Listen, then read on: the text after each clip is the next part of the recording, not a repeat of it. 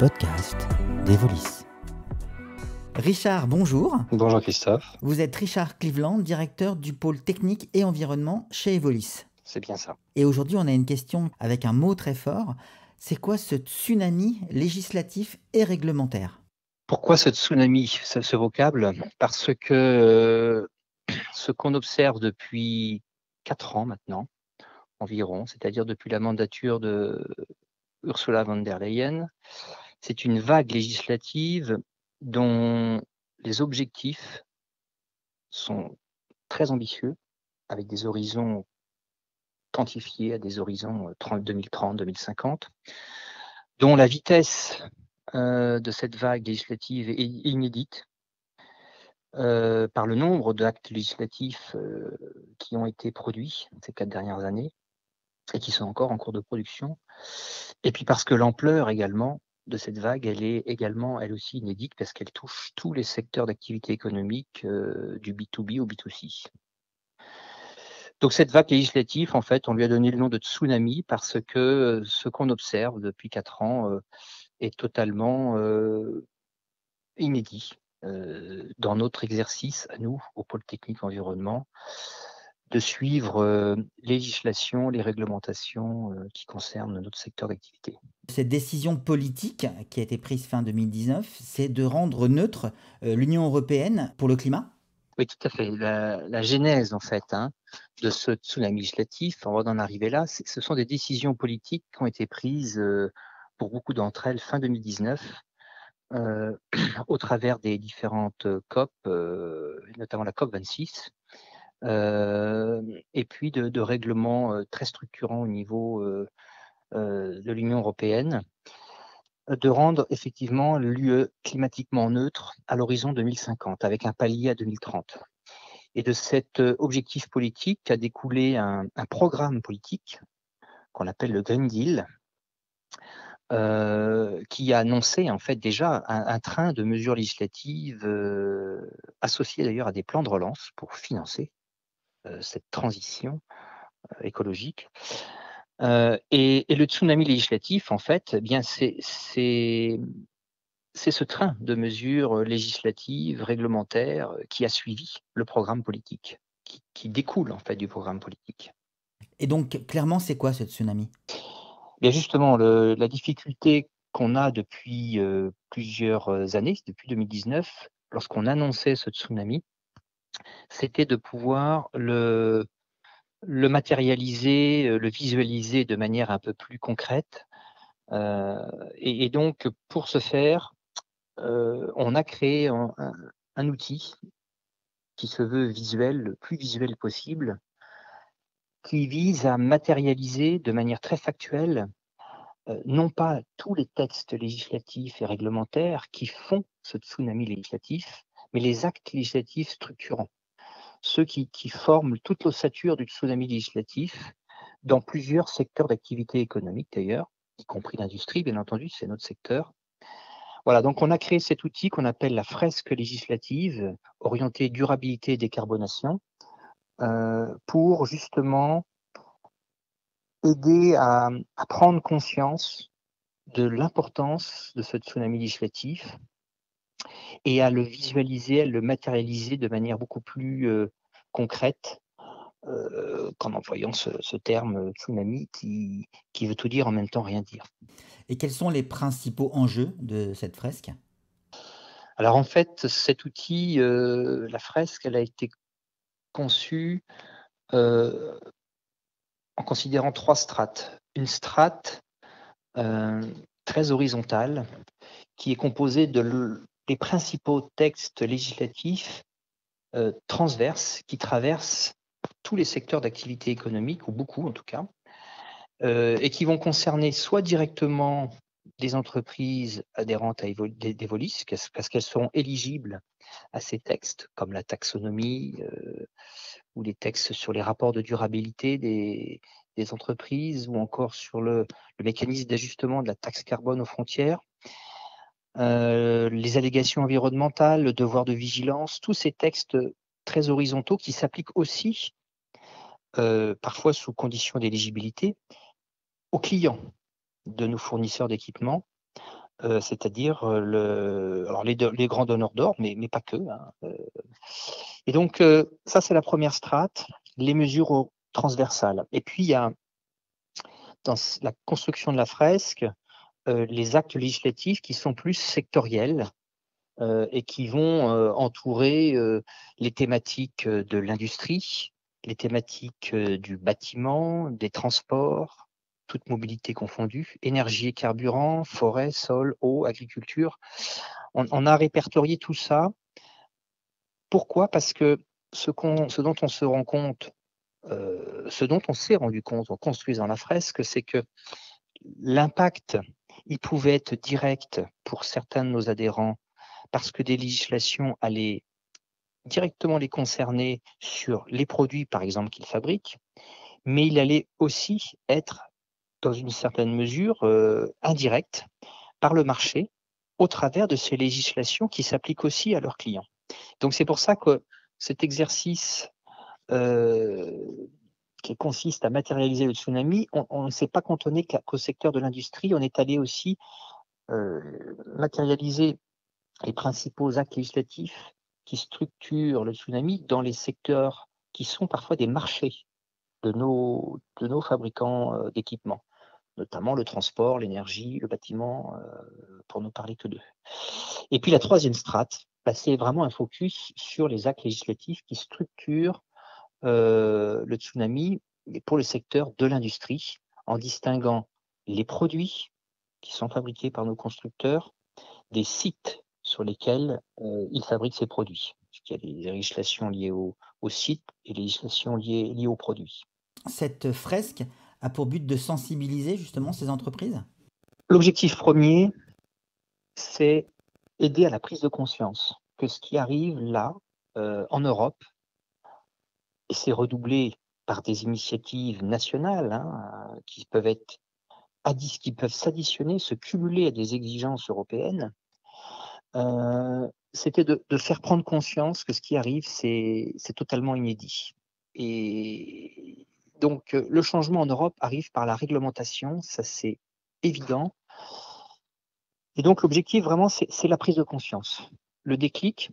Et le deuxième objectif, c'est qu'une fois qu'il y a la prise de conscience, c'est commencer à aider à mieux appréhender ce tsunami législatif en essayant d'y repérer les principaux enjeux et en tentant des premiers décryptages de ces enjeux en termes d'impact pour nos entreprises. Et quelles sont les entreprises qui sont concernées? Alors, au sein d'Evolis, tous les adhérents sont concernés.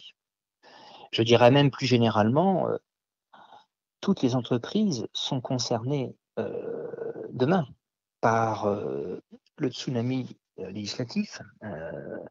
Et puis je dirais même plus généralement, c'est la société dans son ensemble, puisque c'est pas seulement le secteur B2B, mais c'est aussi le B2C. Les citoyens eux-mêmes vont le vivre déjà, hein, au travers de changements qui s'opèrent dans le secteur de l'automobile, par exemple, pour ne citer que ça, mais demain, ça sera aussi le textile. Donc tout le monde est concerné. Et comment allez-vous aider les adhérents de chez Evolis à vivre ce moment? Alors, la première chose, donc, c'est la prise de conscience et ensuite essayer d'aider à mieux appréhender les enjeux derrière ces différents actes législatifs. Ensuite, il y a un certain nombre de sujets pour lesquels on pense que parce que les ambitions, l'ampleur et la vitesse de la transformation sont telles que si des changements doivent être enclenchés, il faut les discuter de manière collective, collégiale, avec les secteurs clients. Parce que, en fait, ce ne sont pas des changements incrémentaux qu'on observe, c'est vraiment une transformation systémique. Dans certains secteurs, et je pense en particulier au secteur du BTP, où on voit des changements, une transformation qui est en train de s'opérer dans le domaine dans la construction de l'offre des constructeurs, dans le domaine des engins mobiles thermiques. On voit bien qu'il y a quelque chose qui est en train de s'opérer,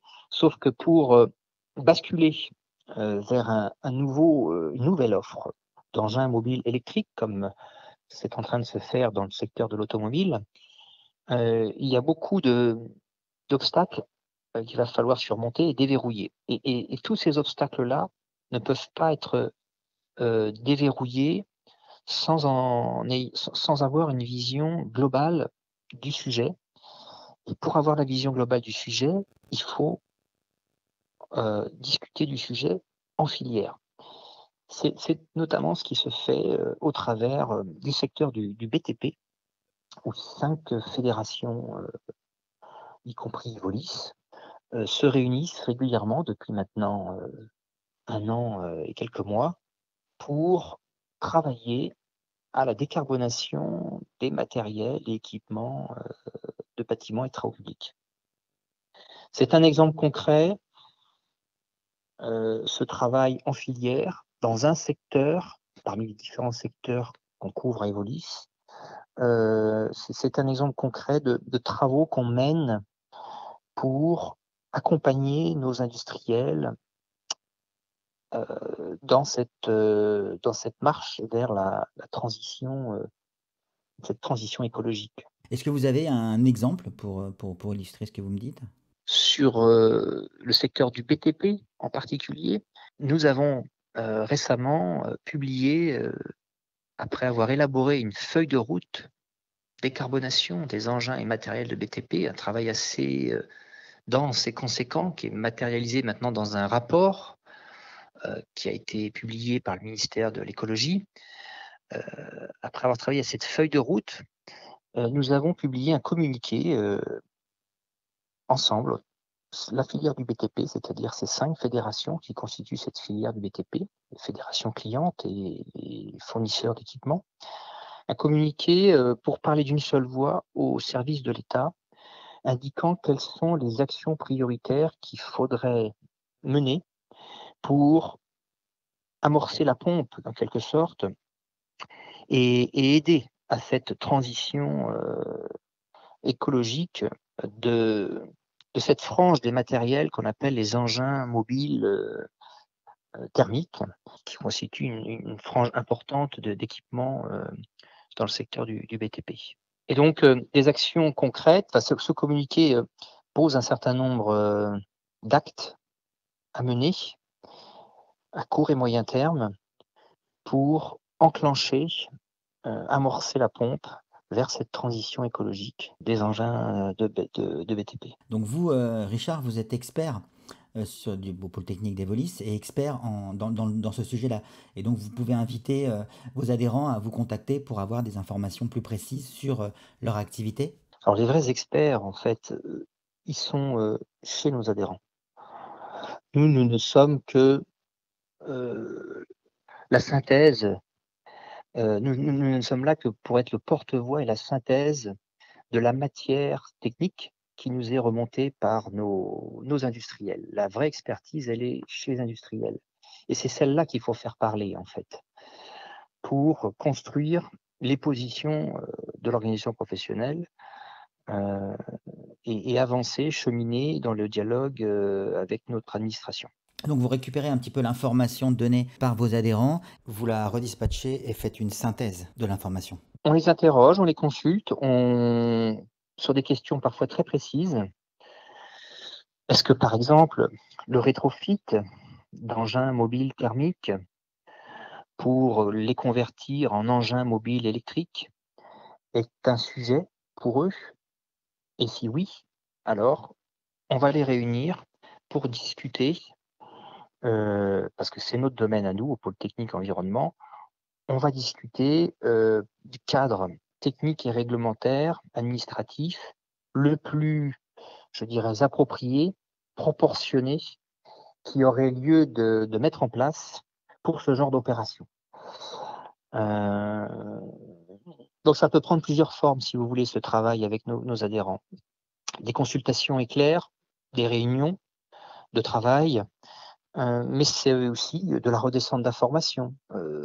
Et c'est, par exemple, l'objet de la fresque. Cet outil qu'on a développé au pôle technique environnement, qu'on appelle la fresque législative, c'est un outil qui est tout à fait critiquable, ne serait-ce que déjà parce qu'il n'est pas forcément pleinement exhaustif dans la liste des actes législatifs qu'on a voulu dénombré parce que les enjeux qu'on a identifiés, nous, peuvent être discutables, suivant peut-être la lecture qui peuvent être faites des textes par les entreprises. Mais le plus important, c'est pas ça finalement, c'est pas la recherche du document parfait. C'est encore une fois, c'est aider à la prise de conscience que ce qui arrive, c'est inédit. Il y a des risques à ne pas pouvoir, être, en conformité peut-être avec des législations ou, peut-être avec des demandes du secteur client qui, eux, vont devoir, aussi respecter des législations dans ce domaine de la durabilité et de la décarbonation et et autant, en être prévenu le plus en amont possible pour essayer d'anticiper au mieux ces échéances qui arrivent. C'est ça l'objectif premier qui encore une fois, est tout à fait, discutable et améliorable sur le fond. Et d'ailleurs, il est prévu qu'on en fasse des révisions, des mises à jour, au fil de l'eau, de l'actualité et des remontées qui seront faites par les industriels. Bah, écoutez, merci beaucoup et puis à bientôt À alors. bientôt. Au revoir. Au revoir Richard, merci. C'était les podcasts d'Evolis.